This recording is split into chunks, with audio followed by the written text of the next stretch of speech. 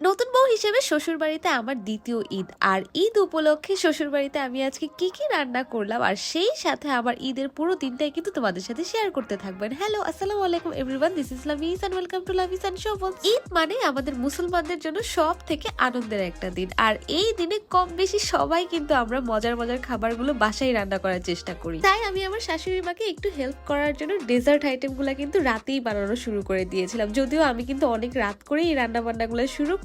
আলহামদুলিল্লাহ গত 2 ঈদেই কিন্তু চাঁদ রাতেই আমি এই ডেজার্ট আইটেমগুলো বানিয়ে রাখি, যাতে ঈদের দিন সকালে সবাই এটা এনজয় করে খেতে পারে। তবে মজার ব্যাপার হচ্ছে আজকে আমি একটা রিস্ক নিয়েই ফেলেছি, সেটা হচ্ছে আজকে আমি পুডিং বানানোর ডিসিশন নিয়েছি। পুডিংটা কেন জানি আমার হাতে হতেই চায় না, তবে ফাইনালি শেষমেশ হয়েছে কিনা সেটা তো অবশ্যই তোমাদের সাথে শেয়ার করব। আর এদিকে আমি ফিরনি রান্নার জন্য পোলাওর চালটা একটু ক্রাশ করে নিব। আমার আম্মু বলে যে পোলাওর চালটা যদি একটু আধ ভাঙা করে নিই তাহলে কিন্তু ফিরনিটা খেতে অনেক মজা লাগে। একদম চাল চাল রাখলে না দেখতেও ভালো লাগে না আর খেতেও তেমন একটা মজা লাগে না। তবে এটা কিন্তু একদমই আমার পার্সোনাল ওপিনিয়ন। সবার যে আমার মতোই রান্না করতে হবে বা আমার টেস্ট বাডের সাথে সবসময় সবকিছু মিলে যাবে এমনটা নয়। আর ঈদের দিন সকালে যদি ফিরনি আর সেমাই এই দুইটা আইটেম না থাকে তাহলে কেন জানি ঈদ ফিলটাই আমার কাছে আসে না। তো এদিকে কিন্তু দুধটা অনেক ঘন করে আমি ফিরনিটা রান্না করে ফেলেছিলাম আর এদিকে সুন্দর একটা বাটিতে নিয়ে সার্ভও করে ফেলছিলাম। আর ডেজার্ট যে কোনো আইটেমের ক্ষেত্রে দুধ যদি ঘন করে নেওয়া হয় তাহলে কিন্তু খেতে অনেক মজা লাগে। আর এদিকে আমার হাজবেন্ডও কিন্তু আমাকে হেল্প করেছে, সে আমাকে এতগুলা বাদাম কেটে দিয়েছিল।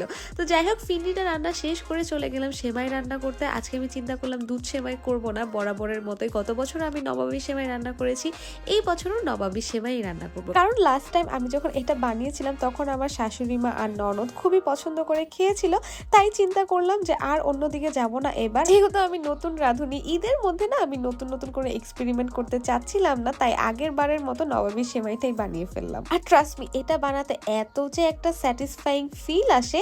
প্রথমেই কিন্তু আমি সেমাইয়ের একটা লেয়ার দিয়ে দিয়েছিলাম, তার উপরে দিয়েছিলাম দুধ আর কাস্টার্ড পাউডারের যে মিশ্রণটা আমি তৈরি করেছিলাম সেটা, তার উপরে আবার সেমাইয়ের লেয়ার, মানে এইভাবে 2-3 বার করে লেয়ার করে কিন্তু দেওয়া যাবে। এটা বানানোর পর কিন্তু তোমরা সাথে সাথেই খেতে পারবে, তবে তোমাদের হাতে যদি সময় থাকে সেক্ষেত্রে আমি সাজেস্ট করব যে ফ্রিজে রেখে একটু সেট করে ঠান্ডা হলে তারপর খাওয়ার জন্য। আর এইদিকে দেখো লেয়ার করার পর এত যে সুন্দর লাগছিল। তো ফাইনালি আমার নবাবী সেমাইও রেডি, ফিরনি রেডি, সেই সাথে পুডিংটাও রেডি হয়ে গিয়েছে। পুডিংটা কিন্তু আমি ফ্রিজে রেখে দিয়ে এসেছি। আর এদিকে সব রান্না বান্না শেষ করে আমি তাড়াতাড়ি করে চুলাটাও ক্লিন করে ফেললাম। আর আমাদের হেল্পিং হ্যান্ড খালা যেহেতু বেশ কয়েকদিন আসবে না, তাই কোনো কিছু আর জমিয়ে রাখলাম না, ধোয়াধুয়ির কাজটাও কিন্তু সাথে সাথেই সেরে ফেললাম। আর ফাইনালি বেশ কয়েক ঘন্টা ফ্রিজে থাকার পর আমার পুডিংটাও কিন্তু রেডি হয়ে গিয়েছে। যেহেতু উপরে ক্যারামেলটা সেট হয়নি, তাই আমি কুইক ডিসিশনে উপরে কিছু কোকো পাউডার দিয়ে দিয়েছিলাম, এত যে সুন্দর লাগছিল। আর এদিকে সকালবেলায় উঠেই কিন্তু আমার হাজবেন্ড আর আমার শ্বশুর নামাজে চলে যাচ্ছিল। আর আমার হাজবেন্ডের মধ্যে কিন্তু এখনো একটা অদ্ভুত বাচ্চামি স্বভাব রয়ে গিয়েছে, সেটা হচ্ছে নতুন জামা কাপড় পরলে সে এত যে খুশি হয়ে যায় আর অদ্ভুত অঙ্গভঙ্গি করতে থাকে। তবে আমার মনে হয় এই বাচ্চামি স্বভাবটা কিন্তু আমাদের সবার মধ্যেই আছে।